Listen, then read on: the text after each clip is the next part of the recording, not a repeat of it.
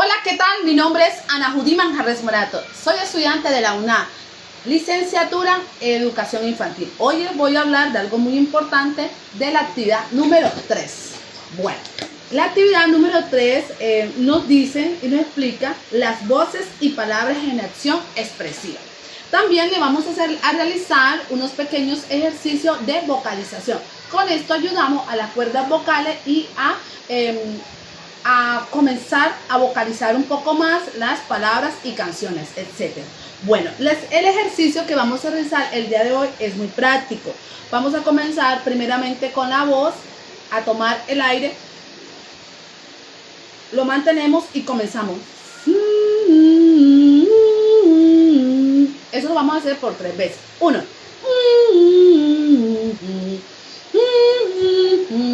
2, 3. Por última vez vamos a utilizar un poco la lengua repitiendo la R. También lo vamos a hacer por 3 veces.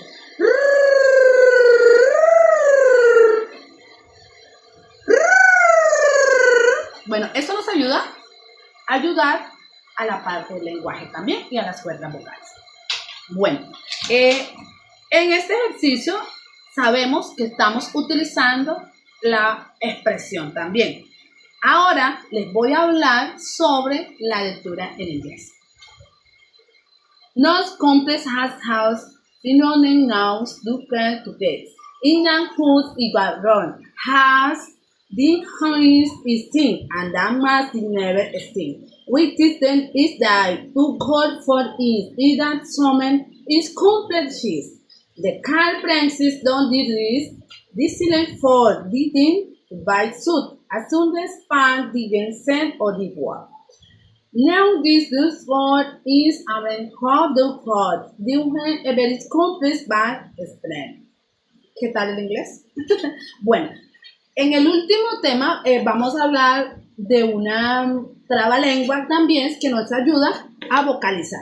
Este trabalengua es muy corto. La clara del loro se aclara con cloro. Con cloro se aclara la cara del loro. Por 2 veces. La cara del loro se aclara con cloro. Con cloro se aclara la cara del loro. ¿Qué tal? Bueno, por última vez, algo muy importante que vamos a leer es el poema. Este poema está dedicado al amor, de Gabriel García. Por ti aprendí a amar. La lluvia de los días grises del frío, la piel tibieza del sol, la tarde y el sabor del amor, el verdadero. Gracias.